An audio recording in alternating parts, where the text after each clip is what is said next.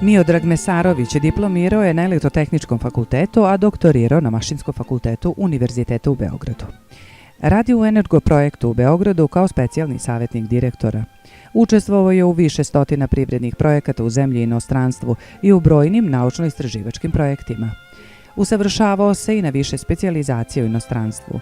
Redovni je član Akademije inženjerskih nauka Srbije, generalni sekretar Komiteta Srbije u Svetskom savetu za energiju, predsjednik Naučnog odbora Društva termičara Srbije i član Akademskog odbora SANU za energetiku.